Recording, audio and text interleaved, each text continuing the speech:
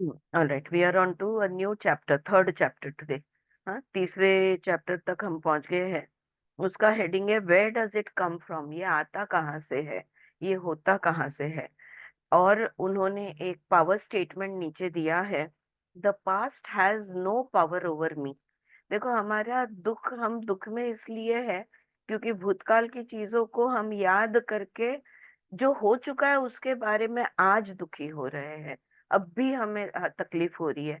अगर हम पास की चीजों को, एक्चुअली हमारा जो भूतकाल है उसका हम पर कोई पावर नहीं होता, उसका हम पर कोई होल्ड नहीं होता।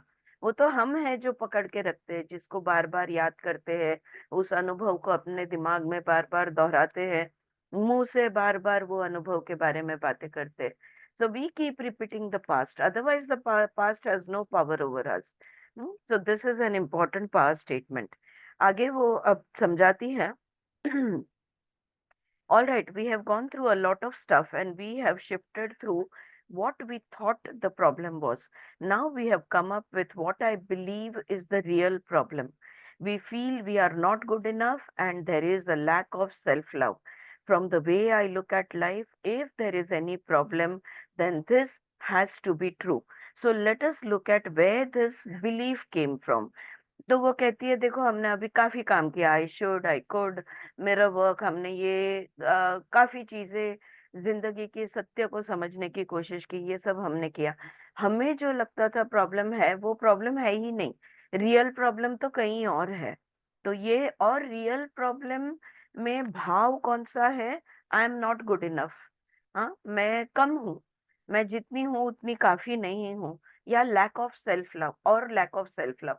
तो और खुद पर प्यार हम नहीं करते, हम खुद को डांटते हैं, क्रिटिसाइज करते हैं, कंप्लेन करते हैं, पर खुद से प्यार नहीं करते। जिंदगी को अगर मैं देखूं तो एक कोई भी प्रॉब्लम होने दो, उसमें ये तो होता ही है कि lack of self love and I am not good enough, ये दो बातें तो होती ही है। तो अब ये जो मान्यता हमारी है कि मैं जैसे भी हूं मैं काफी नहीं हूँ, मैं सुधर सकती हूँ, मुझे बदलना चाहिए, मुझे सुधरना चाहिए, मुझे समझना चाहिए, वगैरह वगैरह वगैरह। तो ये जो मान्यता है, नेगेटिव नकारात्मक जो मान्यता है, ये आई कहाँ से, इसको थोड़ा सा हम समझेंगे। How did we go from being a tiny baby who knows the perfection of itself and of life to being a person who has problems and feels unworthy and unlovable to one degree or another? People who already love themselves can love themselves even more. तो वो कहती है कि हम perfect थे जब हम एक शिशु थे, जब हम पैदा हुए थे, हम परफेक्ट थे, हमारे जीवन में कोई हमें कंप्लेन्स नहीं थी जीवन को लेकर, जिंदगी को लेकर, राइट। और उसमें से ये प्रॉब्लम्स युक्त व्यक्ति कैसे हम बन गए कि जिसको हर तरह के प्रॉब्लम्स है, और मुझसे कोई प्यार नहीं करता और मेरी कोई कीमत नहीं है, इस भाव में हम कैसे आए। अगर हम परफेक्ट पैदा हुए थे, आत्म रूप में थे, तो अब इस पर्सनालिटी, इस व्यक्तिमत्व में हम कैसे बदल गए। और जो लोगों को लगता है कि मैं खुद से काफी प्यार करती हूँ, अच्छा प्यार करती हूँ, उनको ये बात समझने के बाद अब जो समझाने जा रही है, वो खुद से और अधिक प्रेम कर सकते हैं, ऐसा वो यहाँ पे कहती है। Those who already love themselves can love themselves even more. Think of a rose from the time it was a tiny bud, as it opens to full flower till the last petal falls. It is always beautiful, always perfect, always changing, and so it is with us. देखो गुलाब का फूल देख लो आप, जब वो कली होती है सुंदर होती है, फूलता है सुंदर है, पूरी तरह फूल जाता है सुंदर है, उसकी एक एक पंखुड़ी गिरने लगती है, एक आखिरी पंखुड़ी बच जाती है, तब भी उसकी सुंदरता कम नहीं होती, फिर भी वो सुंदर ही दिखता है। हमारे साथ भी वैसा ही है, हम सुंदर जन्म लिए थे, सुंदर है, सुंदर रह सकते हैं all the time. Okay, we are always perfect, always beautiful and ever changing. हाँ, और बदलता भी है, जो कली से लेकर एक पूरी तरह से मुरझाने की अवस्था तक अगर ले जाए तो हम भी बदलते हैं। हम फिर भी हम परफेक्ट है, और हम हर बदलते रूप में हम सुंदर है। हर बदलता रूप हमारा परफेक्ट है। We are doing the best we can with the understanding, awareness and knowledge we have. उस समय पे जो हमारी समझ है, जो हमारी सजगता है, और जो जितना भी हमारे पास ज्ञान है, उसके हिसाब से हम एग्जैक्ट ही कर रहे हैं, हम सही ही कर रहे हैं। We are doing the best we can. Even in every changing mode, we are doing the best we can. As we gain more understanding, awareness and knowledge, then we will do things differently. और जैसे जैसे हमारी समझ बदलेगी, सजगता बढ़ेगी, ज्ञान बढ़ेगा, तो वही चीजें हम अलग रीत से करने लगेंगे। ऑलराइट, एक सिंपल सा एग्जांपल, अगर हम सबका, काफी जन हम लोग यहाँ पे जो है, हमारा अनुभव रहा है सजगता की के मार्ग पर ही हम चलते आए हैं। We have continuously expanded on our awareness and understanding and knowledge. कभी भी पहले पानी पीते थे, ध्यान भी नहीं था, बस उठा लिया, पी लिया पानी, राइट।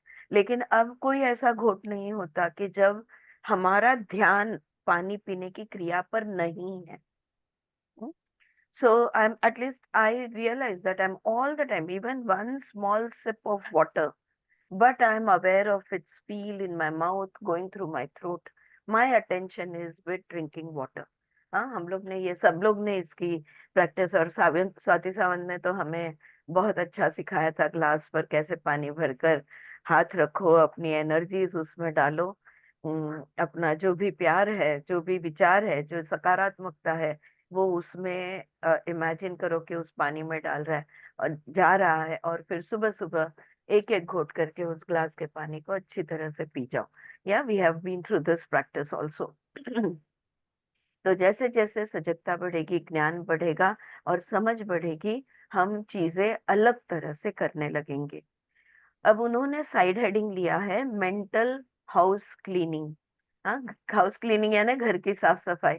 हम सब करते हैं, घर की साफ सफाई करते हैं, शरीर की भी साफ सफाई करते हैं। योग में है ना, हमने जो नियम देखे हैं, उसमें से सबसे पहला नियम है शौच। और ये शौच इंटरनल क्लींजिंग, एक्सटर्नल क्लींजिंग हम करते हैं। लेकिन माइंड का क्लीनिंग का क्या, मन को कैसे साफ करें? मन का साफ करना बहुत जरूरी होता है। Now is the time to examine our past a bit more, to take a look at some of the belief that has been running us. देखो, अब वो समय आ गया है कि हम थोड़ा मुड़कर देखें। हम्म? अब फ्रेंड्स, ये ध्यान में रखना, चाहे किसी मेडिटेशन में, चाहे किसी रीडिंग के समय, अगर तुम्हारे भूतकाल की कोई चीज ऊपर आती है, आगे आती है, यादें कोई ताजा हो जाती है या यादें खुल जाती है, तो इसका एक ही मकसद होना चाहिए, और इसका एक ही मकसद होता है, और वो है कि हम उसको हमेशा के लिए हटा दें। ये उसका मकसद होता है। हाँ, that is the reason why it is there, so that we may clean it, we may let it go, we may allow it to pass away. या सो पीछे तो ऐसी कौन सी मान्यता है, जिसको ना, ये हमने इनसाइट्स इनटू भगवत गीता में भी पढ़ा था, इसको हम कंडीशनिंग्स या कंपल्शंस कहते हैं। आदत से मजबूर जिसको हम बोलेंगे। कोई कोई मान्यताएं हमारे अंदर इतनी गहरी बैठी होती है कि आदत से मजबूर हम जीवन जीते हैं, आदत से मजबूर हम चीजें करते हैं, वी डू इट ऑटोमेटिकली। हम लोग ऑटो मोड पे ऑपरेट होते हैं। तो थोड़ा सा उन मान्यता को देख लेते हैं कि जो हमें, हमारा दिन को चलाता है, which runs us, in our everyday life. So, some people find this part of the cleansing process very painful, but it need not be.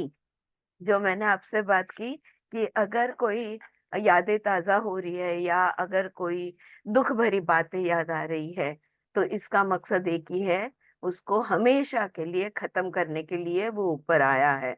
तो समझौता करके, समझा बुझा के उसको हमेशा के लिए जाने दो। वही बात वो यहाँ पे कहती है कि कुछ लोगों को अपनी मान्यताओं को देखना ये बहुत दर्दनाक होता है या दुख भरा होता है, लेकिन जरूरी नहीं है कि वो दुख से भरा हो या दर्द हो। We must look at what is there before we can clean it out. क्योंकि अगर देखेंगे नहीं क्या है, तो क्या साफ सफाई कर रहे हैं पता नहीं चलेगा। कौन सा कूड़ा कचरा हटा रहे हैं दिमाग में से, मन में से, दिल में से, ये हमें पता नहीं चलेगा। Okay, if you want to clean a room thoroughly, you will pick up and examine everything in it. Some things you will look at with love and you will dust them or polish them to give them a new beauty. Some things you will see that need refinishing or repair, and you will make a note to do that. Some things will never serve you again, and becomes time to let those things go. Old magazines and newspapers and dirty paper plates can be dropped into the waste basket very calmly. There is no need to get angry in order to clean a room. देखो, घर की जब हम साफ सफाई करते हैं, तो उस साफ सफाई के वक्त कुछ कुछ चीजों को हम देखते हैं तो बड़ा प्यार आता है हमें, है ना। कोई अच्छी याद जुड़ी हुई होती है, तो बड़ा प्यार आता है, तो हम उसे झटकते हैं, पॉलिश करते हैं, अच्छी तरह से पोंछते हैं, बड़े प्यार से वापस रख देते हैं। कोई कोई चीजें होती है जो टूटी होती है, जिसको रिपेयर की जरूरत है या जिसको जो ठीक ठाक करने की जरूरत है, तो उसको हम उस हिसाब से लिस्ट बनाते हैं, नहीं नहीं, ये चीज रिपेयर करनी है, ये क्लियर करना है, ये क्लियर करना है, जो भी है। और कुछ चीजें होती है जैसे कि न्यूज़पेपर है, पुराने मैगजीन्स है, या गंदी पेपर प्लेट्स है, या ग्लासेस है, या जो भी कुछ है, जो फेंकने का समय आ गया है, जो खामोखा हमने रखी हुई है और वो बस यूं ही पड़ी हुई है और कुछ काम की नहीं है, तो उन चीजों को उठा के जाने देने का ये समय आ गया है। तो उसमें जब हम इस तरह से साफ सफाई करते हैं, कुछ चीजें प्यार से रख लेते हैं, कुछ चीजें हम रिपेयर करना है तो उसकी नोट बना लेते हैं कि क्या क्या करना है। इसको पॉलिश में देना है, इसको सिलवाना है, इसको जोड़ना है, इसको फेविक्विक लगाना है, जो भी कुछ है, तो वो हम करते हैं। और कुछ जो चीजें बिल्कुल काम की नहीं है, खराब हो गई है, गंदी है, कुछ यूज में नहीं आने वाली, उसको हम जाने देते हैं। ये सब करते हुए क्या हमें गुस्सा आता है? क्या हमें क्रोध आता है? बिल्कुल नहीं। हम बड़ी सहजता से करते हैं, हमें कोई गुस्सा नहीं, कोई क्रोध नहीं। जो करना है, हम साफ सफाई कर रहे हैं, उस हिसाब से हम कर लेते हैं। there is no need to get, it is the same thing when we are cleaning our mental house. तो मन की खोली, आपण म्हणू ना, मनाची खोली, किंवा मन का जो हमारा घर है या मन का जो हमारा रूम है, इस मन के हिस्से को साफ करने में भी हमने यही करना होगा। there is no need to get angry just because some of the beliefs in it are ready to be tossed out. अब कुछ कुछ हमारी मान्यताएं होगी जो हमें सीमित करती है, अगर उन मान्यता को हम उठा के फेंक रहे हैं, तो इसमें गुस्सा क्यों आना है, इसमें क्रोध क्यों होना चाहिए? Right, let them go as easily as you would scrape bits of food into the trash after a meal. देखो, खाना खाने के बाद जो भी प्लेट में ऐसा बचा कुचा होता है, हम कैसे वो अलग से उसको स्क्रैप करके निकालते हैं, बाद में हम प्लेट धोते हैं, कितना सहज होता है। उतनी सहजता से इन मान्यताओं को, जो हमें सीमित करती है, जो हमारा नुकसान करती है, जो हमारी सजगता को बढ़ने नहीं देती, ऐसी मान्यता को उतनी ही आसानी से हमने झाड़ू लगाना है, उसको हटाना है। Would you really dig into yesterday's garbage to make tonight's meal? अगर आज रात का खाना पकाना है, तो कचरे के डिब्बे में से क्या क्या पड़ा है उसको निकालते हैं, अब उसमें से कुछ पकाते हैं। क्या ऐसा आप करोगे? Do you dig into old mental garbage to create tomorrow's experience? लेकिन हम एग्जैक्टली मन के कूड़े कचरे से यही करते हैं। जो चीजें कचरे के डिब्बे में डालने वाली चीजें जो हमारे मन में है, हम उन्हीं चीजों को उठाते हैं, उसके अनुसार हमारे भविष्य के अनुभवों को बनाने की कोशिश करते हैं। कैसे बनेगा? कचरे से, डिब्बे से जो छिलके ये वो मिला है, उससे क्या कोई खाना पकेगा? नहीं पकेगा। वैसे ही मन में जो ये गंदगी है उसको उठाते, या सीमित वाली जो मान्यताएं हैं उसको उठा के हम अगर कल के अनुभव को तैयार करने लगे तो कैसे होगा। इफ अ थॉट और belief does not serve you, let it go. अगर कोई ऐसा विचार है, या अगर कोई तुम्हारी ऐसी बिलीफ, या जिसको हम कहेंगे मान्यता है, जो तुम्हारे कोई काम की नहीं है, तो क्यों उसको पकड़े रखे हो। जाने दो। हाँ, let it go. There is no written law that says that because you once believed something, you have to continue to believe it forever.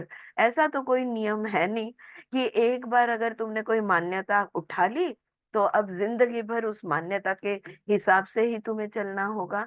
नहीं, हमारी मान्यताएं हम बदल सकते हैं।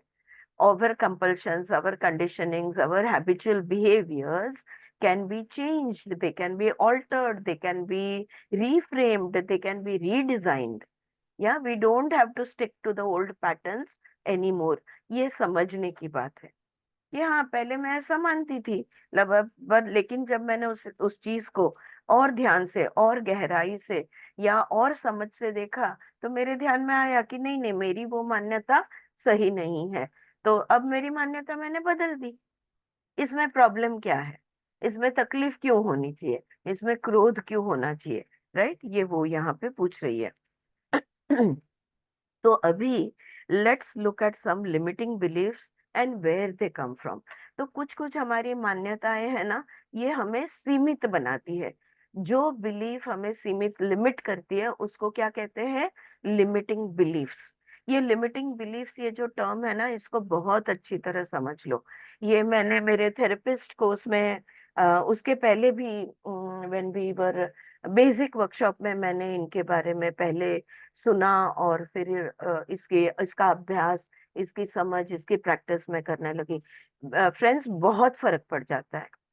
पहचान में आती है कि ये मेरी जो मान्यता है ना, ये मुझे सीमित कर रही है, या ये मेरी जो मान्यता है ये मुझे उस पैटर्न में, उस सांचे में रख रही है। ये मेरी मान्यता है जो मुझे यहाँ से उभर कर कहीं और जाकर बाहर, like out of the box, it is not allowing you to get out of the box, तो वो चौकट में रखती है। ये ध्यान में आने लगता है। So keep remember the term limiting belief. जब आप कोई भी स्टेटमेंट करो ना, नहीं नहीं, मुझे लगता है कि ये अच्छा है, या मुझे लगता है कि ये बुरा है, मुझे लगता है कि ये सही है, मुझे लगता है कि ये गलत है, तब तुरंत अंतर्मुख होकर सोचो कि क्या ये मुझे जो लगता है, ये जो मेरी मान्यता है, क्या ये मुझे सीमित करती है। Does it serve a good purpose, does it help me, और डज इट लिमिट मी। बहुत आसान है, बहुत आराम से ये कर सकते हैं। सो लिमिटिंग बिलीव्स, कोई कोई लिमिटिंग बिलीव्स हमारे में अंदर, सबके अंदर होती है। और हम सेल्फ वर्क भी बहुत करते हैं, बहुत कुछ काम करते हैं, खुद को फैलाने की, खुद को विस्तारने की बहुत कोशिश भी करते हैं। फिर भी खुद की सीमितताएं होती है और दिखने लगती है, कहीं ना कहीं रिफ्लेक्ट होती रहती है। It's a never ending cleaning process, cleansing process. Okay, तो शौच कायम करते ही रहना पड़ता है जिंदगी भर। ऑल राइट, सो लिमिटिंग, कुछ लिमिटिंग बिलीफ्स को हम देखेंगे। देखो, पहली लिमिटिंग बिलीफ है, आई एम नॉट गुड इनफ। मैं जितनी अच्छी होने चाहिए उतनी अच्छी नहीं हूँ, या दूसरे शब्दों में कहेंगे तो मैं काफी नहीं हूँ। I am not enough. Okay, he is better, she is better, that is better, but I am not as good. अब मैं पहले बहुत अच्छा करती थी, पर अब मैं अच्छा नहीं करती। तो आई am not enough, good enough का भाव कभी भी आ सकता है। एक समय था जब मेरा स्टार्टिंग में मेडिटेशन इतना अच्छा होता था, फिर बाद में अब मेरे से छूट गया, फिर से मैंने होने लगा। See it, I am good enough, I am not good enough, I am good enough, I am not good enough. ये खेल चलते रहता है हमारे जीवन में। तो वेयर इट केम फ्रॉम, तो ये कहाँ से आया, क्यों मैं ये सोचने लगी कि मैं जो भी हूँ, जितनी भी हूँ, काफी नहीं हूँ, या चाहिए उतनी अच्छी नहीं हूँ। ये कब से मैंने सोचना शुरू किया। अब आप और मेरे साथ इसका अगर हम पीछे जाएंगे तो कहीं ना कहीं हमें मिलेगा, लेकिन यहाँ पर एग्जाम्पल की तौर पे वो बता रही है कि ये कहाँ से आया, where it came from. A father who repeatedly told him he was stupid. शायद घर में कोई पिताजी ने किसी लड़के से कह दिया हो, यहाँ पे वो एग्जाम्पल दे रही है कि तुम मूर्ख हो, कुछ भी करता है तो don't be stupid, don't speak stupid, don't act like stupid. ये कंटिन्यूअसली जब कहा जाता है किसी बच्चे से कि तुम मूर्ख हो, मूर्ख जैसी बातें मत करो, ये मूर्खता मत करो, तो बार बार जब किसी को मूर्ख बुलाया जाता है तब वो उसे वहां से वो शुरू हो जाता है कि मैं काफी नहीं हूँ, मैं ठीक नहीं हूँ। He said he wanted to be a success, so his daddy would be proud of him. फिर वो कहेगा कि फिर देखो, जब देखो कोई भी लड़का अपने पिताजी को बहुत, माय डैडी स्ट्रॉन्गेस्ट है ना, कोई भी लड़की या कोई भी बच्चा, हम कहेंगे लड़का या लड़की पे सीमित नहीं करेंगे, कोई भी बच्चा, my mother best, my daddy strongest. Okay, you can be the worst cook and your child is going to say my mummy cooks the best. Okay, तो बच्चे के लिए वो भगवान समान होते हैं। और फिर होता क्या है कि जब माता जी या पिताजी, माँ या बाप, जब दिखाते हैं उसको, ये बताते हैं कि तुमने हमें निराश किया, तुमने हमें डिसअपॉइंट किया, तुमसे हमें ये अपेक्षा नहीं थी, तुम मूर्ख हो, तुम्हें समझ में कुछ भी नहीं आता है, तुम्हारा जिंदगी में कभी कुछ नहीं होगा। ऐसी कोई भी बातें हो सकती है जो बचपन में आपने मैंने सुनी हो। हाँ, कि हमें बचपन में माता पिता हमारे को ऐसी कौन सी चीजें हैं जो बार बार कहा करते थे। Alright, so we have to think about that.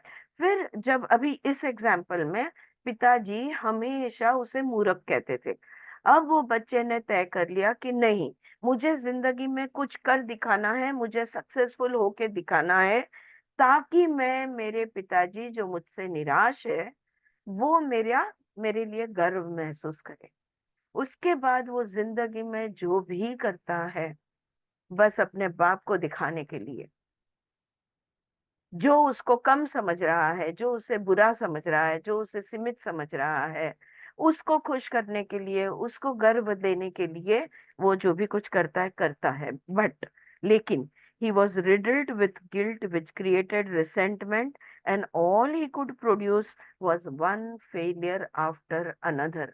लेकिन अंदर क्या पाले हुए है, गिल्ट को पाले हुए है कि मेरे पिताजी के अपेक्षा में मैं खरा नहीं उतरा, मेरे पिताजी की अपेक्षाएं मैं पूरी कर नहीं पाया, वो जो उनको मैं खुश नहीं कर पाया, इसका जो दुख है, इसका जो गिल्ट है, वो अंदर ही अंदर द्वेष निर्माण करता है। और फिर उस द्वेष के अवस्था में वो जो भी कुछ करने जाता है उसमें फेल होता है। तो जो ट्राई करेगा फेलियर, तो फेलियर पे फेलियर उसका आते जाता है।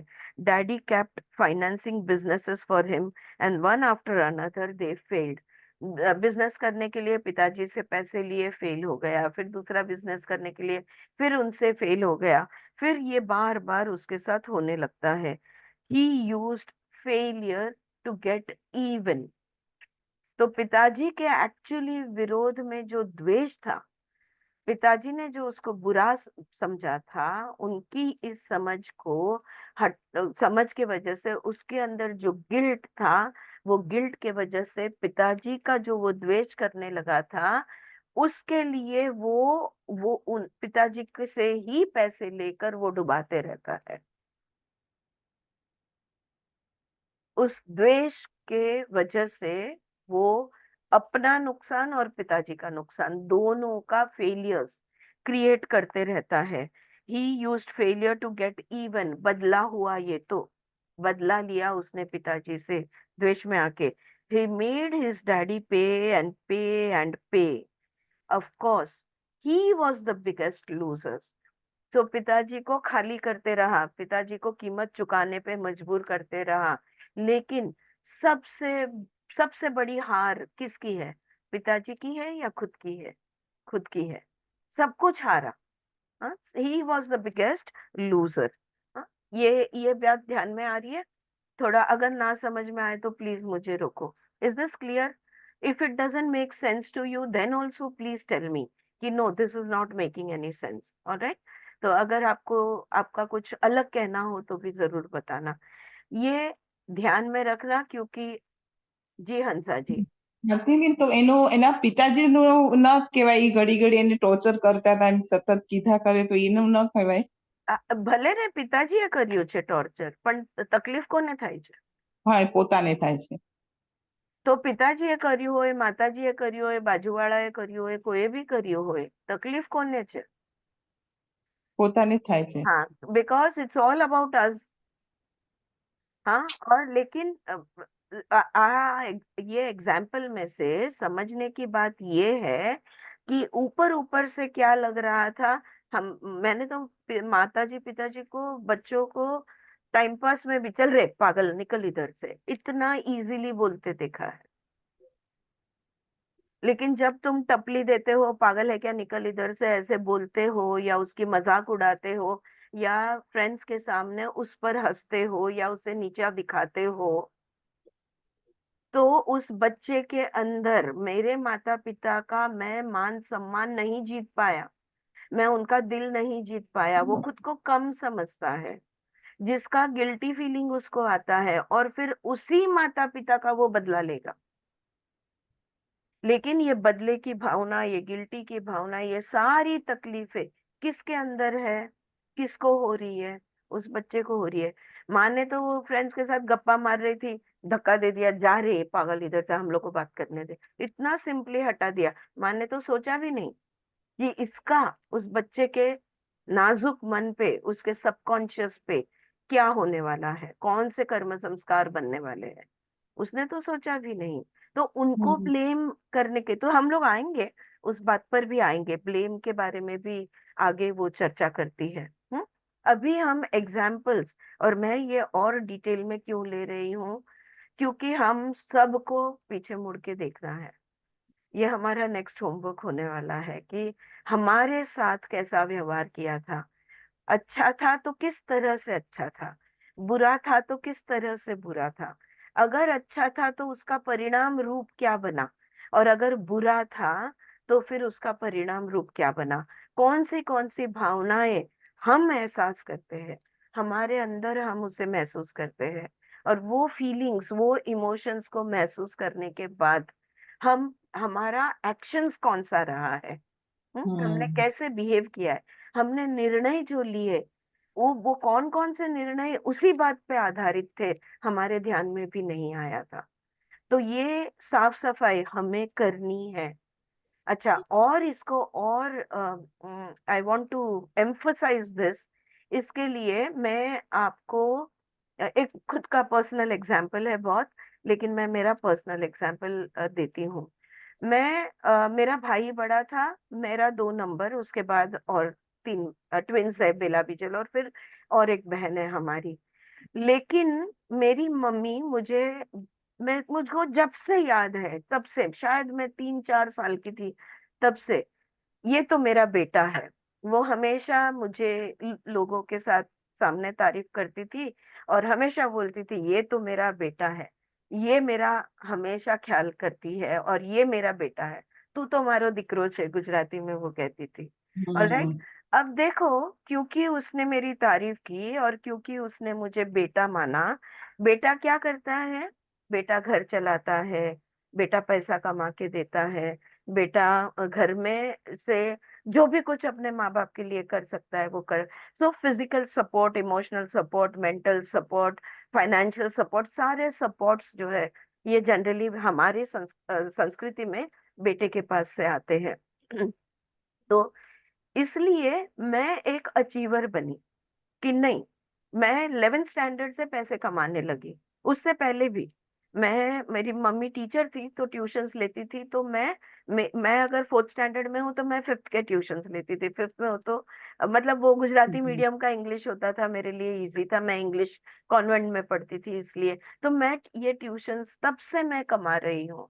और मुझे हमेशा लगता था कि ये मेरी, I am a responsible person, I am a hmm, capable person, I am, मैं बहुत क्लेवर हूँ, मैं, मेरे पास बहुत कैपेसिटीज है, मैं तो मेरे घर का बेटा हूँ। ये हो गया उसका पॉजिटिव परिणाम, ये सकारात्मक परिणाम हो गया। लेकिन उसका नकारात्मक परिणाम मुझे आ, कुछ 10 साल पहले भी नहीं, 5-7 साल पहले, जब पहली बार फैमिली कॉन्स्टलेशन हमने किया, तभी उसका नकारात्मक परिणाम पहली बार मेरे ध्यान में आया। हम्म, इतने सालों के बाद पहली बार मेरे ध्यान में आया कि इसका नकारात्मक परिणाम पता है क्या हुआ? मेरा जो बड़ा भाई था वो छोटा बनकर रहा, और छोटे पता है ना कैसे होते हैं, वो बड़ा वाला देख लेगा यार, चिल्ड हम्म, होते हैं, क्या उनको कोई रिस्पॉन्सिबिलिटी वो लेते नहीं है, नहीं नहीं वो बड़ा वाला है, वो कर लेगा, वो देख लेगा। तो वो इररिस्पॉन्सिबल होते जाते हैं। और वो एग्जैक्टली इररिस्पॉन्सिबल था, ऐसा भी मैं नहीं कहूंगी, उसने भी करियर विरियर किया, लेकिन अगर सूक्ष्म रूप में आप देखने जाए ना, तो सब रिस्पॉन्सिबिलिटी मेरे पे आती थी।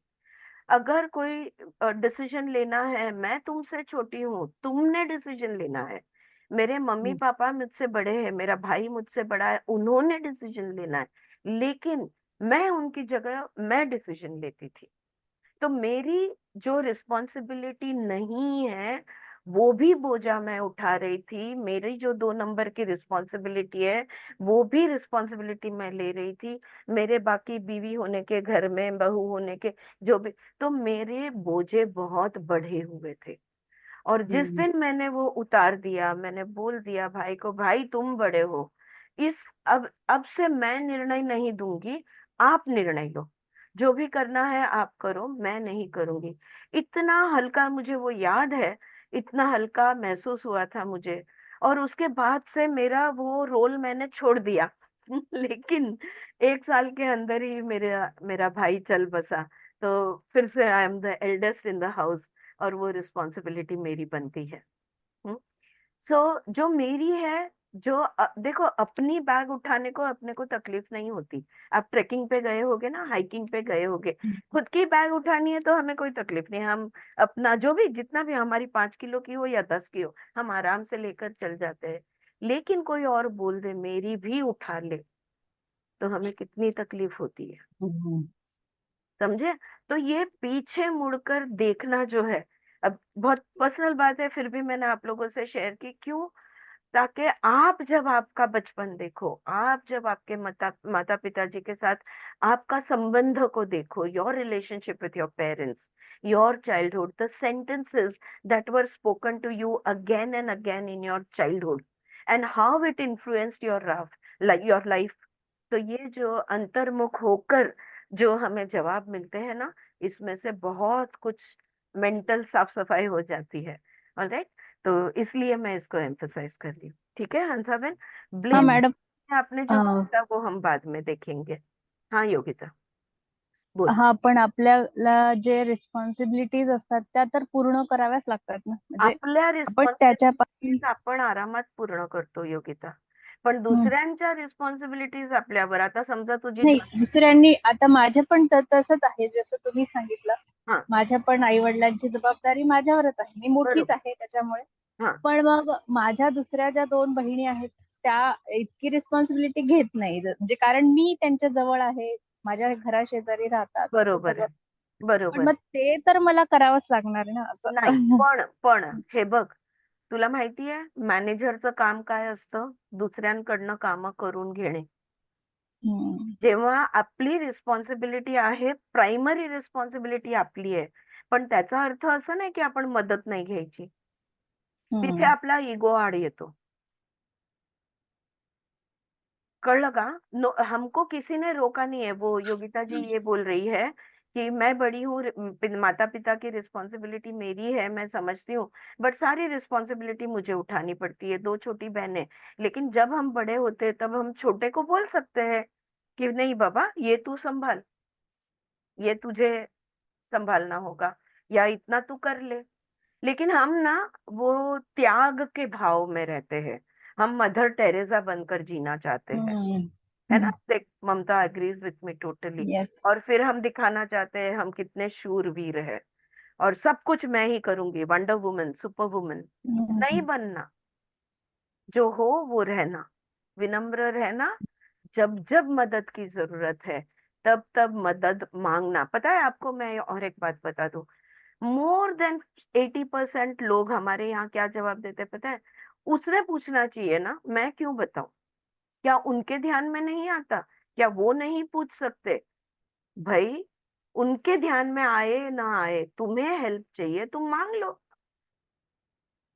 ह्या वेळेला मी बघितलं, बाबा पुढच्या वेळेला म्हणजे जेव्हा नेक्स्ट टाइम येईल तेव्हा सांगायचं की आता मला वेळ नाहीये किंवा आता मी बिझी आहे किंवा जे काही तुमचं रिअल रिझन असेल ते सांगायचं आणि त्यांना सांगायचं प्लीज ह्या वेळेला तू रिस्पॉन्सिबिलिटी घे. कोण नाही नाही म्हणत. पटतंय का जे मी बोलते ते? येस. येस. हा योगिता. हो मॅडम. हा. सो काही वेळेला गृहीत पण धरलं जातं की बाबा हे करतील. कारण आपण तसं करत आलोय म्हणून गृहीत धरलं जातं. म्हणजे हमको तो विचार पता नहीं केला था कि हम दूसरे की हेल्प ले सकते हैं. हमारा ईगो बीच में आता है, हमारा स्वयं क्या बोलते हैं, you know, you have all these things coming in between. लेकिन अगर वो तुमने रखे बगैर पहले से ही अगर तुम मदद मांगते तो वो क्या वो नहीं देते, उनको आदत होती, मग गृहीत धरलं गेलं नसतं. तुम्ही सवय लावली ना त्यांना म्हणून ते गृहीत धरताय. आपण करत जातो, कोणाचा विचार नाही करत, आपल्यावरती आहे ना जबाबदारी, करा, असं ते होतं. म्हणून आपण आपणच राहायचं.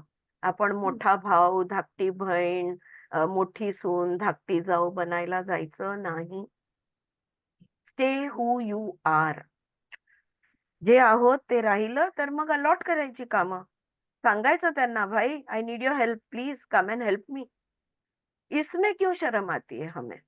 किसी से मदद मांगने को हम बहुत हिचकिचाते हैं. घर घर की कहानी है ये कि नहीं नहीं मैं मदद नहीं मांगूंगी, वो उनको करना है तो ठीक, उन्होंने किया तो ठीक, वरना मैं नहीं मांगूंगी. इतना ईगो, ये अहंकारी है और कुछ भी नहीं है. हाँ. और ग्रेट, बस फिर ऊपर से बोलेंगे मैंने इतना किया लेकिन मेरी किसी को किंमत नहीं है.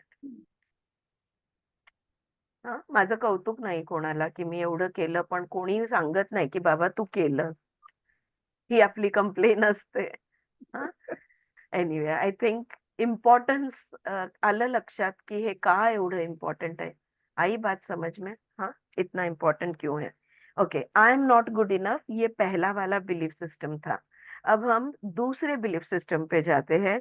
लैक ऑफ सेल्फ लव, खुद पे प्यार न करना, खुद पे स्नेह नहीं रखना.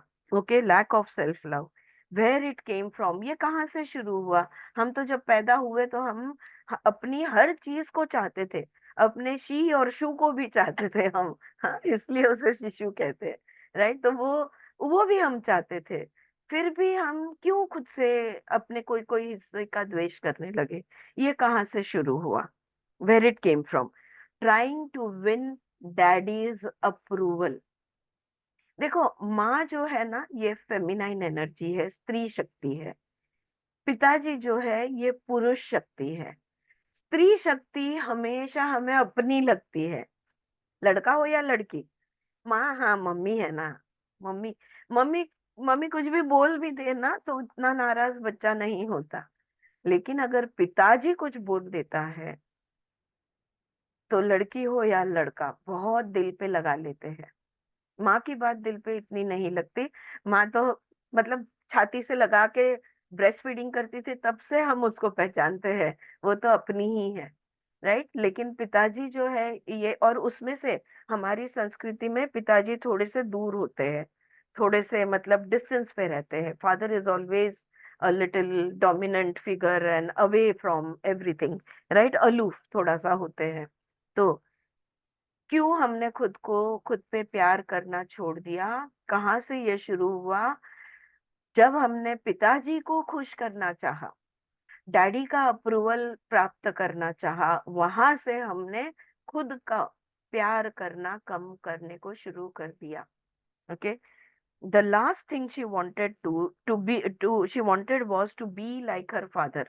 अब यहाँ पे एक उदाहरण वो दे रही है. वो चाहती थी, मतलब वो अपने पिताजी जैसा बिल्कुल नहीं बनना चाहती थी। जिंदगी में चाहे कुछ भी हो जाए, बट मैं मेरे पापा जैसा कभी नहीं बनूंगी, कभी नहीं करूंगी, ऐसा वो सोचती थी। They couldn't agree on anything and were always arguing. किसी बात पे दोनों का एक मत नहीं होता था। हमेशा वाद, वाद विवाद करते रहते थे। हमेशा झगड़े होते थे, आर्ग्यूमेंट्स होते थे। She only wanted his approval, but instead all she got was criticism. वो पिताजी से क्या चाहती थी? वाह बच्चे, बहुत अच्छा किया, उसका अप्रूवल चाहती थी, तारीफ चाहती थी, या तुम जो कर रहे हो वो सही कर रहे हो, ठीक कर रहे हो, ये वो चाहती थी। और मिलता क्या था पिता से उसको? क्रिटिसिज्म। तुमने ये गलत किया, तुम वो गलत किया, तुमने कपड़े ठीक नहीं पहने, तुम ठीक बोली नहीं, तुम ठीक गई नहीं, आई नहीं, जो भी कुछ है। तो ये क्रिटिसिज्म मिलते रहा। Her body was full of pains, और उसके शरीर में जगह जगह पे दुख, दर्द भरा हुआ रहता था। Her father had exactly the same kind of pain. देखने की बात यह है कि पिताजी को शरीर में जहां जहां दर्द था, वहीं उन्हीं जगहों पे इसको भी दर्द हुआ करता था। She did not realise her anger was creating her pain, just as her father's anger was creating pain for him. पिताजी खुद क्रोध में है। क्रोध का परिणाम क्या होता है? पेन। Anger creates pain. तो क्रोध से वो खुद दर्द में रहते थे, और लड़की का पिताजी पे क्रोध था, इसलिए उसके शरीर के अंदर भी दर्द हुआ करता था। Both they had their bodies in pain. तो अब या that's it. So that is the limiting belief, lack of self love. बस वहां से खुद से प्यार करना जो कम कम कम कम होते गया, तो धीरे धीरे वो प्यार का बदल कर द्वेष में रूपांतर हुआ, self hate. If you don't love your self it's okay, but please don't hate your self. ये कितना इम्पोर्टेंट है। अब फिर से हमारे होमवर्क में हम पीछे जाएंगे और देखेंगे कि पिताजी के साथ what was our relationship with our father. अब भी हमने 1000 सीड्स ऑफ जॉय पढ़ी हमने, और उसमें भी हमने देखा कि how is your relationship with father. तो फादर के साथ रिलेशनशिप अगर आप एग्जामिन करोगे, तो आपका self lack of self love कहाँ से शुरू हुआ, ये ध्यान में आ जाएगा। और कब वो सेल्फ हेट में बदल गया, ये भी ध्यान में आ जाएगा। Alright, okay. Should I move on to the next one? किसी को इस बात को लेके कुछ सवाल है? क्लियर है? ऑलराइट, चलो next. Next limiting belief is life is dangerous. तो जिंदगी जो है ये खतरनाक है, इसमें खतरा है, जिंदगी में खतरा है, जीवन एक खतरा है। ऑलराइट, कहाँ से आया ये मान्यता हमारे अंदर? कहाँ से आई कि जीवन एक खतरा है, जिंदगी से डरो, जिंदगी में डरो, जिंदगी से डरो? ये कहाँ से आया? या Gita, you want to say something? Alright, हाथ ऊपर था इसलिए मुझे लगा। सो तो ये जिंदगी से डरो, ये कहाँ से आया? अ फ्राइटन्ड फादर। आपण म्हणतो ना, आमचे आमचे वडील ना खूप भित्रे होते। जब तुम्हारे पिताजी बहुत डरे हुए होते हैं, हर लोगों से डरते हैं, बातों से डरते हैं, नसीब से डरते हैं, तो ये डर वो तुम्हें पास ऑन करते हैं। हम्म? दरवाजे ऑल द टाइम ताला लगा के दरवाजों को रखना, ये डर की निशानी है कि कभी देखो तब दरवाजे को कंटिन्यूस, दिन हो या रात हो, लॉकिंग सिस्टम तुम्हारा होना चाहिए। यहाँ इतनी छोटी सी बात को लेकर, नहीं नहीं नहीं, तुम डिसाइड मत करो, तुम जाके टीचर से पूछो, या तुम तुम्हारे एडवाइस ले लो, या तुम्हारे चार्टर्ड अकाउंटेंट से पूछो, या तुम्हारे ज्योतिषी से पूछो। लेकिन नहीं नहीं, खुद से कुछ चालू नहीं करने का। अगर कोई बिजनेस आइडिया है तो कहेंगे कि नहीं नहीं, अकेले तुम कैसे कर पाओगे, नहीं नहीं ये तुमसे नहीं होगा, तुम रहने दो।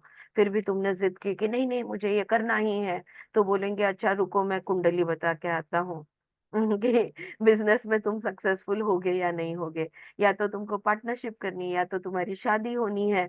तो वो खुद पे बिल्कुल भरोसा नहीं करते और इसलिए खुद का निर्णय कभी नहीं लेते, या इसलिए दूसरे को पूछ कर हर निर्णय लेते हैं। और दूसरे को पूछ कर हर निर्णय लेने के बाद में वो सेफ हो जाते हैं। कैसे बताओ? अगर कुछ गड़बड़ होता है तो उन्होंने कहा, इसलिए तो हमने कहा, किया। ऑलराइट, तो वो दूसरे पे ब्लेम डालकर, तो ऐसा व्यक्तिमत्व जो होता है, ये घबराया हुआ व्यक्तिमत्व होता है। अपना डर वो अपने बच्चे को पास ऑन कर देता है। अ frightened father makes you feel that life is dangerous. जीवन में कोई भी चीज सरल साधारण, या जीवन में कोई भी चीज अच्छी हो ही नहीं सकती। Alright, another client saw life as grim and harsh. और एक मेरी क्लाइंट थी, वो यहाँ पे एग्जाम्पल देती है कि जिसको लगता था कि जिंदगी बहुत कठिन है, जिंदगी में बहुत तकलीफें हैं, जिंदगी बहुत सीरियस चीज है और बहुत कठिन चीज है। It was difficult for her to laugh. उसके लिए हंसना बहुत मुश्किल था। जब हम ऐसी डेंजरस और ऐसी कठिन जिंदगी में जीते हो, तो हम मुस्कुरा कैसे सकते हैं? हम तो हंस भी नहीं सकते। हंस कैसे सकते हैं, मुस्कुरा भी नहीं सकते। ऐसी अवस्था में अगर हंसी तो, and when she did, she would become frightened that something bad would happen. फिर वो हंसे, अगर उसे हंसी आ गई तो वो सोचेगी कि अब कुछ ना कुछ बुरा होगा क्योंकि मैं हंसी। हाँ, ये मुझे भी बचपन में याद है। मेरे घर में नहीं सुना, पर किसी ने किसी बड़े को कहते हुए, इतना मत हंस, गुजराती માં આટલું હસવું ને પછી રોવું પડે. હમ? એવડો હસવું नको, મન અંતર રડાयला લાગે. ઓલરાઈટ. ભારતીબેન, હું નાની હતી ને ત્યારે મને એમ જ થાય કે ઓ આજે આટલી બધી ખુશી મળી તો હવે નક્કી કાંઈક પાછળથી દુઃખ આવવાનું दुख છે। આવવાનું છે, देखो। ये ये जिंदगी कठिन है, ये मान्यता बना देती है। ये जो भाव है ना, ये भाव वो मान्यता बना देती है। Right, so something bad would happen, she has been reared with the admonition, don't laugh or they my get you. तो ये जो हंसा जी ने अभी बताया वही, बचपन से ये इतना ज्यादा मत हंसो फिर रोना पड़ेगा, ये सुनते आए हैं। जिंदगी को सीरियस बिजनेस समझते हैं। We think life is a serious business, okay, when life is nothing but joy and laughter and peace. Right, so but we think that life is serious. तो ये एक सीमित मान्यता है, इस बात को भी ध्यान में रखो। और आपके लिए जिंदगी कैसी है, ये सवाल आएगा। How is life, what do you think about life? Do you think life is serious? Do you think life is easy? What do you think about life? हाँ, आई होप तुम लोग ये साइड हेडिंग्स जो मैं translate करके बोल रही हूँ लिख रहे हो, और जरूर इसके ऊपर कॉम्पोजिशन लिखना। ओके, जो भी आपको लिखने का मन करे जरूर इसके ऊपर लिखना कि जिंदगी के बारे में आपको क्या लगता है। Alright, next. Okay, next limiting belief, I am not good enough. फिर से उस पर आ गई। ओके, ओके, पहली वाली जो थी आई एम नॉट गुड इनफ, फिर से वही है, आई एम नॉट गुड इनफ, लेकिन यहाँ पे कारण अलग है। पहले वाला था आई am not good enough, a father who repeatedly told him he was stupid. बचपन में अगर किसी ने तू पागल है, तू मूर्ख है, तो तू गधा है, तुझे समझ में नहीं आता, ये बार बार अगर कहा हो, तो मैं काफी नहीं हूँ, मैं अच्छा नहीं हूँ, ऐसा हम समझने लगते हैं। बस वैसे ही ये वाला और एक जगह से ये हो सकता है। आई एम नॉट गुड इनफ आता है बीइंग अबेंडन्ड एंड इग्नोर्ड, जब तुम्हें ध्यान ही नहीं दिया जाता, जब तुम्हें इग्नोर किया जाता है, या उससे भी बुरी बात, तुम्हें छोड़ दिया जाता है। हाँ, ये काफी लोगों में, डॉक्टर न्यूटन खुद अपनी कहानी बताते हैं कि वो उनके माता पिता के शायद तीसरे बच्चे थे, तो या दूसरे या तीसरे या चौथे बच्चे थे, मुझे एग्जैक्टली नहीं मालूम, बट उनका पहला नंबर नहीं था। तो उनके माता पिताजी ने उनको अज्जी आजोबा को दे दिया, अज्जी आजोबा के पास छोड़ दिया, तो उनको वो अबंडेंट फील होता था जिंदगी भर, जब तक कि सजगता नहीं आई, स्पिरिचुअल एनलाइटनमेंट नहीं हुआ। तो उस वजह से वो बहुत कुछ ऐसा करते थे जवानी में कि जिससे उनको तकलीफ होती थी। तो हमें जब छोड़ दिया जाता है, आपल्याकडे कधी कधी काका काकूंना मुलं नसली की आपल्याला देऊन टाकण्यात येतं, या तो दत्तक दे दिया गया हो। हाँ, पैदा होते ही तुम्हें रियल पेरेंट्स तुम्हारे कौन है ये पता ही नहीं होता, तो अगर तुम्हें दत्तक दे दिया गया हो तो भी हम अच्छे नहीं है, वरना हमें कोई क्यों छोड़ता। अगर हम अच्छे बच्चे होते तो खुद के पास नहीं रखता क्या, हमें क्यों छोड़ देता। हम्म? अगर मैंने अच्छा बोला होता तो, अगर मैंने गुड बॉय जैसा बिहेव किया होता तो, अगर मैं इतना रोई नहीं होती तो, उस दिन की कोई तो भी शेयर कर रहा था ना कि मैं बहुत रोती थी बचपन में। हाँ, चारू जी शेयर कर रहे थे कि मैं बचपन में बहुत रोती थी, तो उनकी जो उनकी आत्या थी उसने गुस्से में उठाकर उसे पटक दिया था। राइट, आज भी और बात करते वक्त भी उनको रोना आ रहा था। तो ये हमें आई एम नॉट गुड इनफ, फिर क्या होता है, वो भाव जो है ना वो नीचे ही पड़ा रहता है, हमारे सुप्त मन में वो उगते रहता है, उगलते रहता है, वहां पे पड़ा रहता है। फिर हम स्कूल जाते हैं, बड़े हो जाते हैं, स्कूल जाते हैं, अगर कोई हमें बचपन में वो बड़ा था इसलिए मार सकता था, हम जब बड़े हो जाते हैं तो हम उनका हाथ पकड़ लेते हैं और हम विरोध भी कर लेते हैं, हम सेल्फ एस्टीम भी बना लेते हैं, हम सक्सेसफुल भी हो जाते हैं, हम जिंदगी में अच्छा करियर बनाते हैं, हम संसार अच्छा करते हैं, सब कुछ अच्छा करते हैं।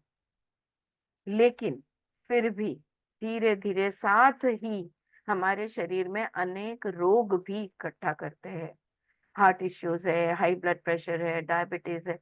तो सब कुछ जब तुमने सक्सेसफुली किया, जो तुम्हारे से अपेक्षा थी वो तो छोड़ दो, अपेक्षा को तुमने कर दिखाया, फिर शरीर के अंदर तकलीफें क्यों है? क्यों तुम्हारे जोड़ जॉइंट्स जो है ये कमजोर है? क्यों तुम्हारे हड्डियों में ताकत नहीं है? क्यों तुम्हारे शरीर पर चर्बी ज्यादा है? क्यों तुम्हारे हृदय में, तुम्हारे बॉडी में कोलेस्ट्रॉल लेवल्स हाई है? क्यों तुम्हारा खून का प्रेशर, हाई ब्लड प्रेशर क्यों रहता है? क्यों तुम्हें इतना अनलव्ड फील हुआ? पता है डायबिटीज किसको, ये बाद में वो आगे समझाएगी, लेकिन those who don't feel loved they develop diabetes. हम स्ट्रेस कहते हैं, इट्स डायबिटीज जो होता है आफ्टर द एज ऑफ 30-35, ये स्ट्रेस डिसऑर्डर है, ये कोई रोग नहीं है। हाँ, स्ट्रेस के वजह से एक डिसऑर्डर है वो डिसऑर्डर पूरी तरह से क्लियर किया जा सकता है, उसको रिवर्स किया जा सकता है, नॉर्मल पे तुम वापस आ सकते हो। लेकिन हमें फिर हम रिवर्सल के लिए जाते हैं। अभी तो आजकल बहुत कंपनीज है, डॉक्टर्स है जो डायबिटीज रिवर्सल करवा भी लेते हैं, इंसुलिन से गोली पे उतारते हैं, गोली से जीरो पे ले आते हैं, स्ट्रेस को हटाने की कोशिश करते हैं। कुछ समय तक वो लोग अच्छे रहते हैं, फिर कुछ महीने या साल के बाद में उनको फिर से डेवलप। तो ये सारी चीजों की जड़ कहाँ पर है? उसकी जड़ आई एम नॉट गुड इनफ। मुझसे अगर प्यार करते तो मेरे साथ ऐसा वो नहीं करते, तो वो प्यार मुझसे कोई नहीं करता, ये जो भाव है ये तुम्हारे शरीर को निरोगी होने नहीं देगा। तो ऊपर ऊपर से मैंने सब कुछ तो जीवन में ठीक किया, तो नीचे देखो, जो भी ठीक किया उसके नीचे के भाव को देखो, उसके what is underlying everything that you did in life. Where did you feel abandoned? अब यहाँ पे बीइंग अबेंडेंड एंड इग्नोर्ड, कब तुम्हें इग्नोर किया गया, कब तुम्हें छोड़ दिया गया, कब तुम्हें ऐसे लगा कि मेरे शब्द मी, मुझे पता है फॅमिलीज में मैं सुनती हूँ, जाऊ दे मी कशाला बोलू, नाहीतरी माझं कोण ऐकतं। हाँ, घर में ये सुनाई देता है, मैं क्यों बोलूं, वैसे भी मेरी कौन सुनता है। तो ये जो भाव है, ये भाव तुम्हें, मैं उतनी अच्छी नहीं हूं कि कोई मेरी बात सुने, नॉट गुड इनफ, इसमें ले आता है। अब वो एग्जाम्पल देती है, it was difficult for him to talk. वो ऐसा था, मतलब जो उसका क्लाइंट है वो ऐसा था कि वो आसानी से बात नहीं कर पाता था। Silence had become a way of life for him, और उसको बात करना उसके लिए आसान नहीं था, इसलिए वो ज्यादातर चुप ही रहता था। He had just come off drugs and alcohol and was convinced that he was terrible। और फिर उसे बुरी लत लग गई, ड्रग्स, अल्कोहल, दारू और ड्रग्स, ये सब वो करने लगा। अब भी वो वो डी एडिक्शन सेंटर होता है ना, अभी वो वहां से ठीक होकर बाहर आया था, पर उसे पता था कि वो बहुत बुरा है, वो बहुत टेरिबल है, ये वो जानता था। आई डिस्कवर्ड, तो जब मैंने उसको उससे उसकी हिस्ट्री ली, मुझे पता चला his mother had died when he was very young and he had been reared by an aunt. जब वो बहुत यंग था तब उसकी माता चल बसी और उसकी कोई एक आंटी ने उसे बड़ा किया हुआ था। The aunt seldom spoke except to give an order and he was brought up in silence। और उसकी जो आंटी थी ना, वो उससे कभी बातें नहीं करती थी, जो भी कुछ सूचना देनी है वो सूचना देती थी और चुप हो जाती थी। तो उसको मौन की आदत हो गई थी, बात करने की आदत ही नहीं थी, क्योंकि ऑर्डर दे दिया फिर चुप, फिर कोई संवाद नहीं, तो कोई संवाद नहीं होते थे। He even ate alone in silence and stayed quietly in his room day after day. वो खाना भी बिल्कुल अकेले खाता था और अपने ही रूम में दिन भर दिन पड़ा रहता था। He had a lover who was also a silent man. उसको एक व्यक्ति से प्यार था, प्यार हुआ, और वो व्यक्ति भी जो है वो भी खुद बहुत शांत रहता था। And they spent most of the time alone in silence. देखा, उसने जो लवर अट्रैक्ट किया वो भी ऐसा व्यक्ति, पार्टनर अट्रैक्ट किया कि जो उसके जैसा ही था, लाइक अट्रैक्ट्स लाइक। और अब दोनों जन ज्यादातर शांत शांतता में ही होते हैं। The lover died and once again he was alone. और फिर उसका लवर गुजर गया और अब वो फिर से अकेला था। देखा, हमारी सिचुएशन अगर सुधरने भी जाती है, हम फिर से वहीं पे आ पटकते हैं। क्यों? इसका जड़ कहाँ है? हमारे सुप्त मन में है। Is this making sense to you guys? क्या आपको ये बात पट रही है? या so I am not good enough के दो चीजें, एक तो तुम्हें बुरा बताया गया था और दूसरा तुमको ध्यान ही नहीं दिया, तुम्हें कुछ बताया ही नहीं गया। Okay, both can get you the feeling of I am not good enough. Alright, एक मुझे केस स्टडी अब भी याद आई थी पर पढ़ते पढ़ते रह गया। Yes, mother died when he was very, हाँ। अच्छा, हाँ, मुझे ये याद आया, हमारी संस्कृति में, ओके, अगर हमारे पैदा होते ही कोई गुजर जाता है, बराबर है, मुझे आगे बोलने की जरूरत है नहीं ना, जिंदगी भर सुनाते हैं ये तो काले मुंह की है, इसके आते ही इसके माँ चल बसी या पिताजी, जैसे कि इसके वजह से वो हुआ हो। ये अब सोचो, जब इतनी छोटी बात कि अब यहाँ तो बेटे की गलती नहीं थी कि माँ गुजर गई, अब उसकी गलती नहीं थी कि उसके आंटी ने उसको पाल बड़ पोस कर बड़ा किया। अब वो आंटी बात करना जानती, खुद ही बात करना नहीं जानती थी, तो इसके साथ क्या बात करेगी? इसमें उसकी क्या गलती थी? यहाँ पे उसकी कोई गलती नहीं है, राइट? और तो क्या हम, अगर हमारे पैदा होती है, अगर माँ गुजर जाती है या पिता गुजर जाते हैं या आजी या आजोबा या पता नहीं घर में कोई गुजर जाता है, तो इसमें उस बच्चे की क्या गलती होती है? कुछ भी नहीं। और फिर भी, क्योंकि वो माँ, वो आंटी उसकी जो थी ना, वो खुद ही नॉट गुड इनफ थी। मैं कब बोल पाती हूँ, पा सकती हूँ, कोई भी हम लोग कब बात कर सकते हैं, हम जो कहना चाहते हैं दिल खोलकर कब कह सकते हैं? जब हम खुद को ठीक समझते हैं कि मैं कुछ मूर्ख जैसे बात नहीं करने वाली हूँ, मैं जो भी बात करूंगी सोच समझ के ही बात करूंगी, इसमें मुझे कोई संदेह नहीं है, कोई डाउट नहीं है, तो मैं खुल के बात करती हूँ या कर सकती हूँ, या आप लोग करते हो, right? So when you are feel that you are good enough, you are also able to express yourself very freely, otherwise one is not able to express themselves।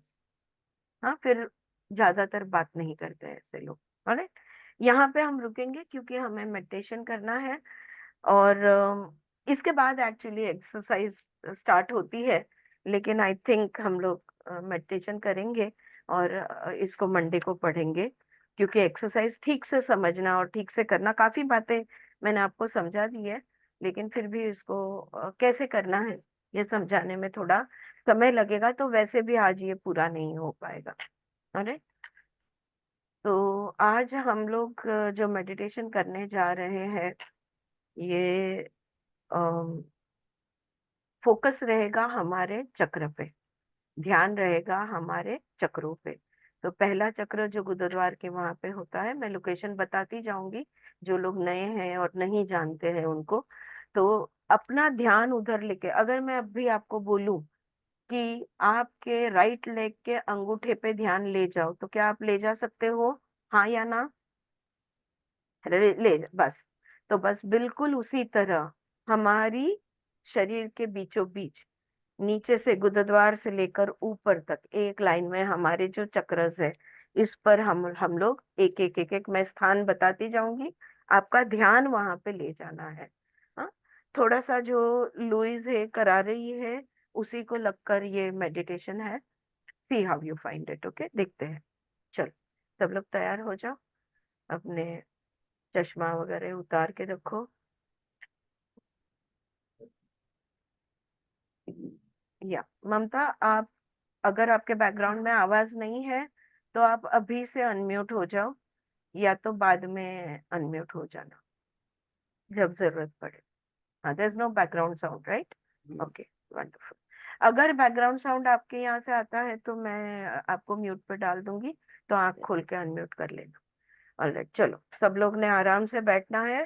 पीठ सीधी होनी बहुत जरूरी है फ्रेंड्स, बिकॉज अगर चक्र ध्यान करते हैं तो हमारे चक्र एक के ऊपर एक आना जरूरी है, और चक्र एक के ऊपर एक आने के लिए पीठ को सीधा रखना जरूरी है। Alright, seat straight and gently close your eyes. आराम से अपनी आंखें बंद कर लो, अपने शोल्डर्स को रिलैक्स करो, खांधे को ढीले छोड़ो।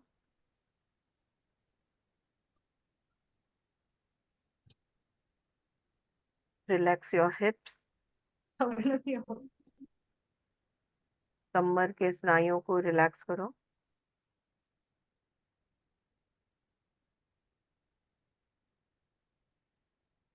पेट को ढीला छोड़ दो। ब्रीथ इजी, आराम से सांस लेनी है।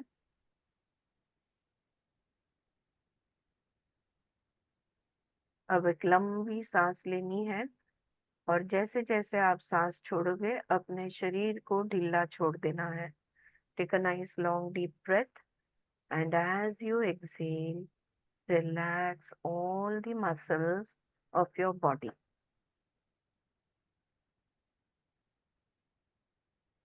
और एक लंबी गहरी सांस लेनी है। Take another deep breath, and as you exhale, relax your body even more.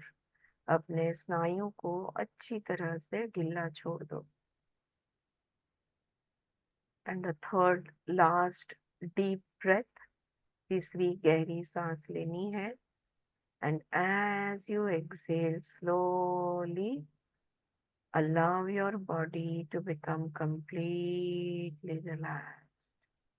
अपने शरीर को पूरी तरह से शिथिल, पूरी तरह से रिलैक्स छोड़ देना है। अब सारा ध्यान अपनी सांसों पे ले जाओ। Just observe your breath.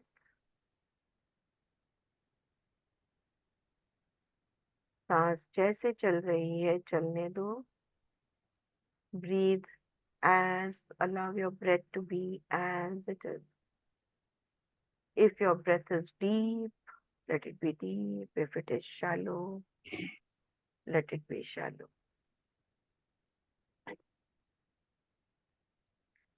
Simply observe your breath.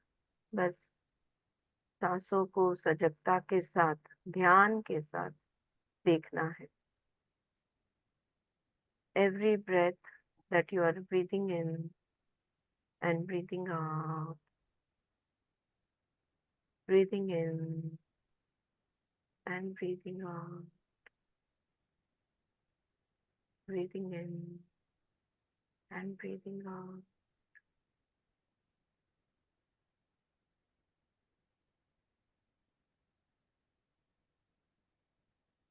जब हम अपनी सांसों को देखते हैं, हमारी नजर नीची होती है.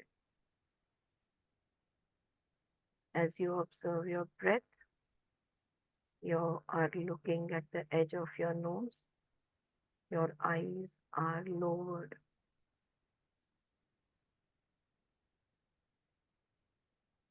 बस कुछ ही क्षण में आपकी सांसें ना के बराबर हो जाएगी.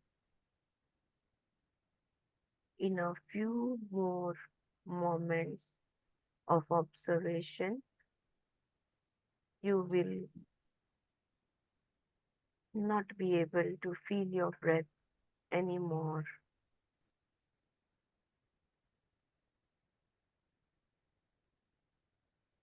See it happen, allow it to happen, watch it happen. देखते रहो अपने सांसों को जब तक ये सांस दिख ना पाए, सांस ना के बराबर हो.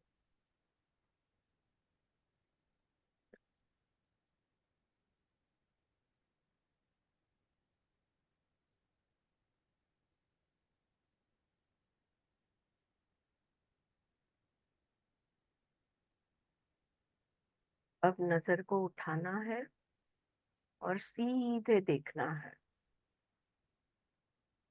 बंद आंखों के पीछे नजर को उठाइए और सीधे देखिए. चिदाकाश में देखना है, अनंत में देखना है.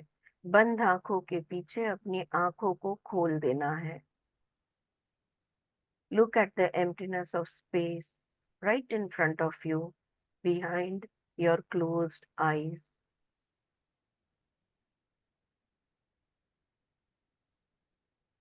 अगर आंखों के सामने अंधकार है तो कोई बात नहीं, उस अंधकार को देखिए, लेकिन नजर को स्थिर कीजिए. Steady your eyes and stare at a fixed point right in front of you.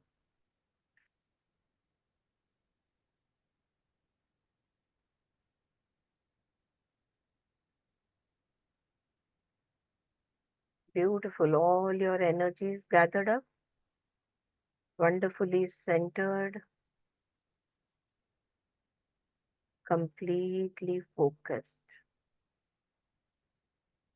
Now we are going to work on our chakras. हम चक्र ध्यान करेंगे. पहला, अपना ध्यान मूलाधार चक्र पे ले जाइए. आपके शरीर के बीचों बीच गुदद्वार के पास, उस स्थान पर आपका मूलाधार चक्र स्थित है. Right at the anal opening is your मूलाधार रूट चक्र. ध्यान उस पर रखिए. Take your attention to that area of your body. Keep your attention on your मूलाधार चक्र.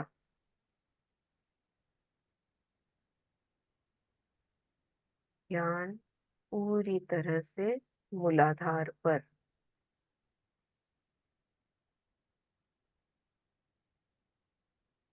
मूलाधार चक्र का बीज मंत्र है लम. लम. लम के जाप के साथ, as you chant, as you listen to the chant of Lam, make the affirmation, I let go of my fears. Lam. मूलाधार चक्र पे ध्यान रखते हुए मैं अपने भय, अपने डर को छोड़ रही हूँ. I am safe, secure and settled. मैं सुरक्षित हूँ, मैं सही हूँ, मैं स्थापित हूँ.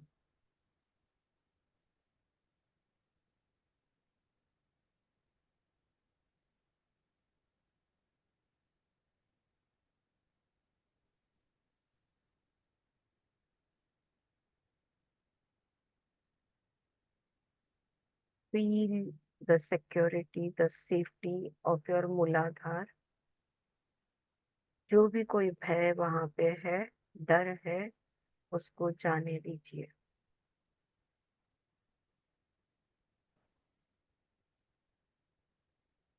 And now shift your attention to स्वाधिष्ठान चक्र. मूलाधार के ऊपर 1 इंच ऊपर आपका स्वाधिष्ठान चक्र है. The sacral chakra, स्वाधिष्ठान चक्र, is an inch above your मूलाधार चक्र. सारा ध्यान शरीर के उस हिस्से पे ले जाइए. Focus on your स्वाधिष्ठान चक्र. Keep your attention on that area. Hold your attention on the Swadhisthana. The Bij mantra of Swadhisthana chakra is Vam. Vam. In your mind you say, I let go of all my shame and guilt. मैं कोई भी guilty feeling या कोई भी शर्म की feeling को छोड़ रही हूँ.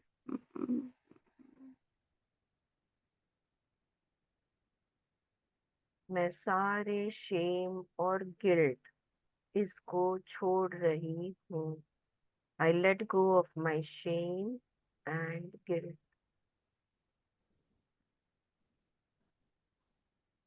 जिंदगी का स्वाद मैं ले सकती हूँ.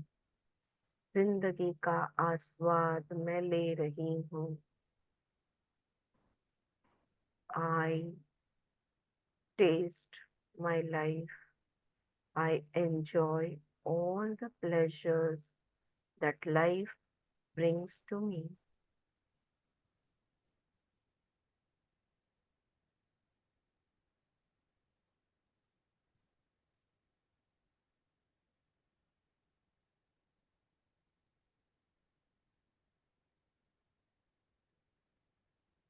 And now shift your attention to your Manipur chakra. नाभि चक्र पे अपना ध्यान ले जाओ. Right above the Swadhisthana and behind your navel is the Manipur chakra. स्वादिष्ठान के ऊपर नाभि के पीछे आपका मणिपुर चक्र है. सारा ध्यान इस पर एकाग्र कीजिए. Keep your attention, focus your attention on the Manipur chakra.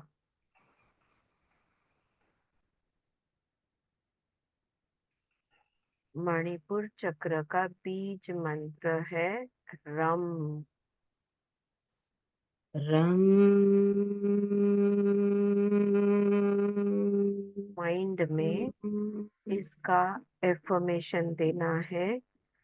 I let go of my ego mind. मैं अपने अहंकारी स्व को जाने देती हूँ. मन से अहंकार को छोड़ रही हूँ. I am strong. I hold my willpower carefully.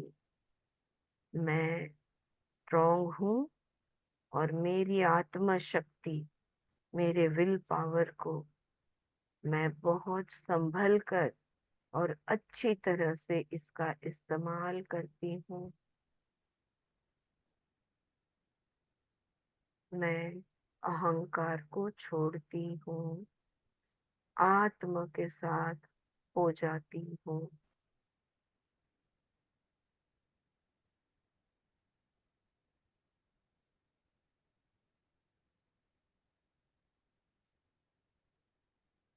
अब सारा अपना ध्यान ले जाइए हृदय चक्र पे, अनाहत चक्र पे. Take all your attention to the heart chakra.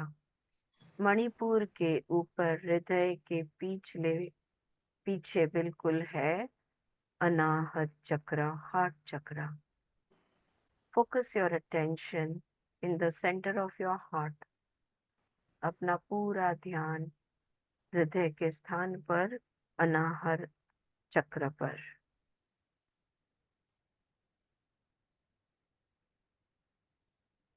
अनाहत चक्र, हृदय चक्र का बीज मंत्र है यम. यम.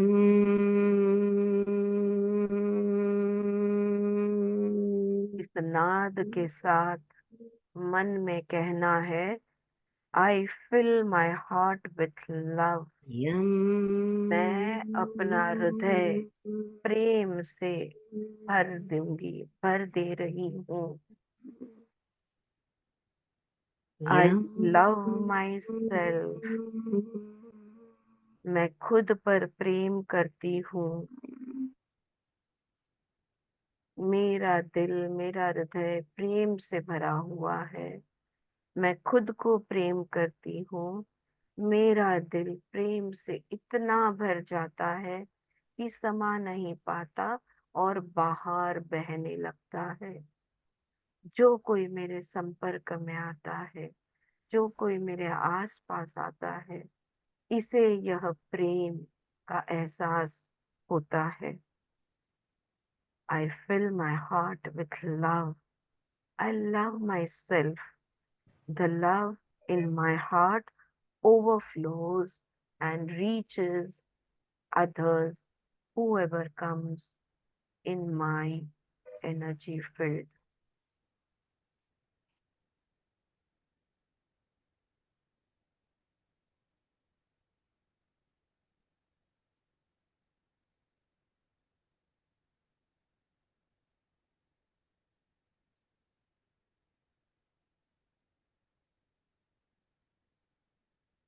अब धीरे से अपना ध्यान थ्रोट चक्र पे ले जाइए. विशुद्धि चक्र आपके गले के बीचों बीच, सारे चक्रों के लाइन में विशुद्धि चक्र है. अपना पूरा ध्यान गले के इस हिस्से पे ले जाइए. Focus your attention on the Vishuddhi chakra, center of your throat. विशुद्धि चक्र का बीज मंत्र है हम.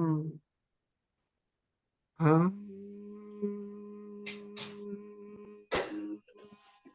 I express myself clearly and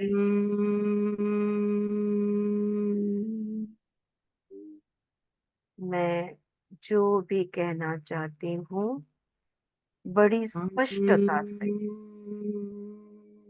बड़ी सफाई से, बड़े सीधे से कह सकती हूँ. अपनी बात कहने में मुझे कोई भय नहीं है. It is safe for me to speak, to express in any way that I wish to. मैं जो बात करना चाहूँ आराम से कर सकती हूँ. मैं जैसे चाहूँ, जिस माध्यम से चाहूँ, अपने आप को व्यक्त कर सकती हूँ. It is safe to express myself in any way that I wish to.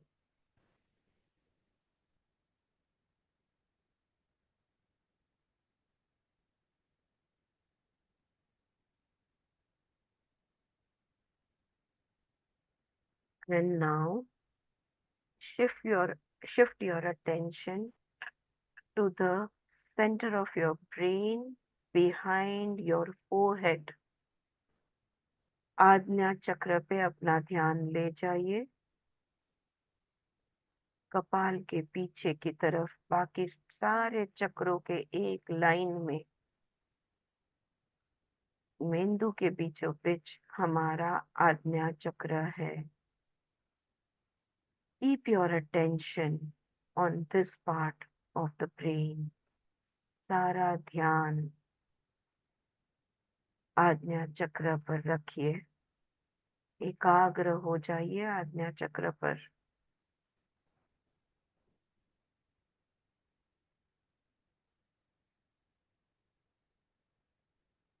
आज्ञा चक्र का बीज मंत्र है ओम.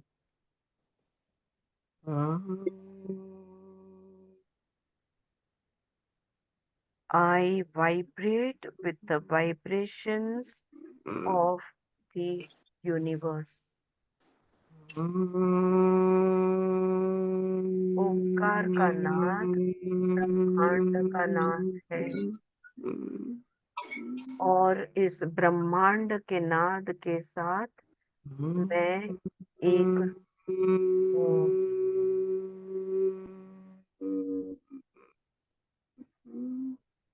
ब्रह्मांड के कंपन मेरे कंपन है. I am in sync and in harmony with all that is. वो जो सब कुछ है उसके साथ मैं एक रूप हूँ.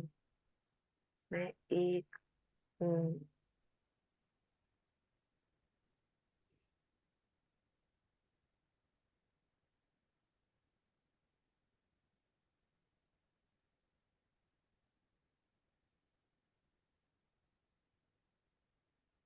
और अब अपना सारा ध्यान अपने सर के बिल्कुल ऊपर सेंटर में ले जाइए.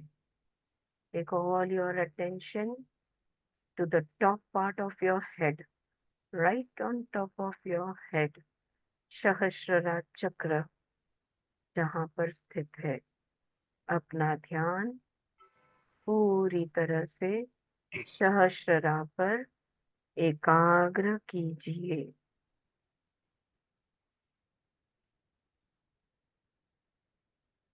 यहाँ आपको सिर्फ मौन मिलेगा. शांतता मिलेगी. कोई नाद नहीं, कोई रूप नहीं, कुछ भी नहीं. यहाँ पर शून्य है. I move into silence. I am silent now.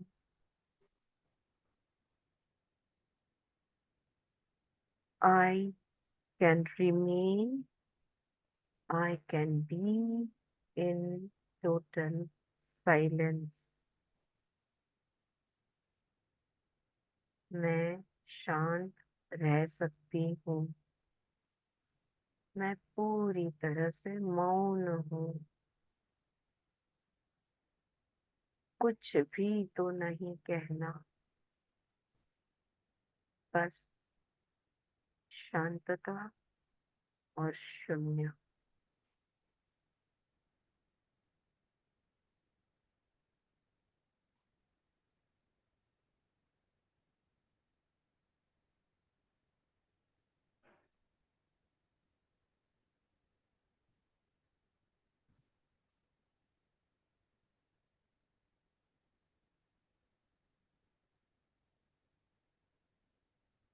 All is one in silence.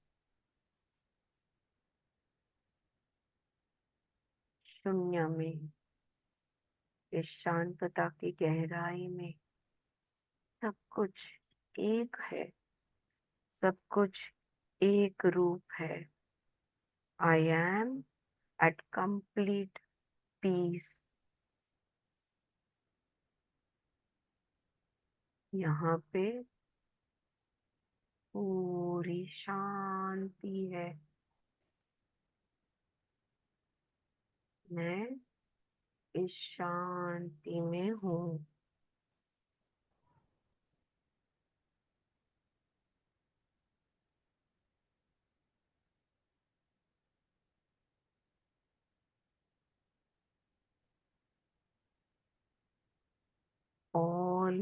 is well with me. All is well in my world. All is well in my life. मेरे साथ सब कुछ सही है, ठीक है. मेरी दुनिया में सब कुछ सही है, ठीक है. मेरा जीवन पूरा सही है, ठीक है. All is well. हरि ओम तत्सत. हरि ओम तत्सत. हरि ओम तत्सत.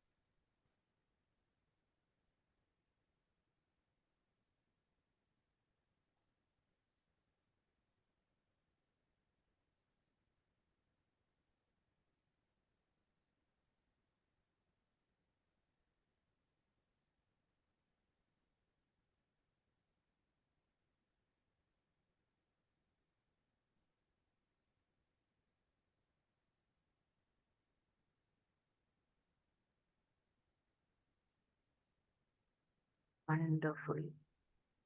अब धीरे से एक लंबी सांस लीजिए.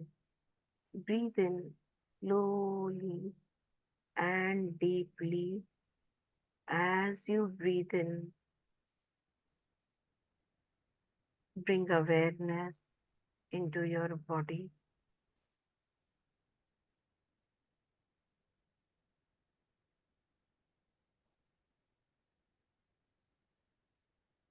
Bring awareness back to the time and space where you are.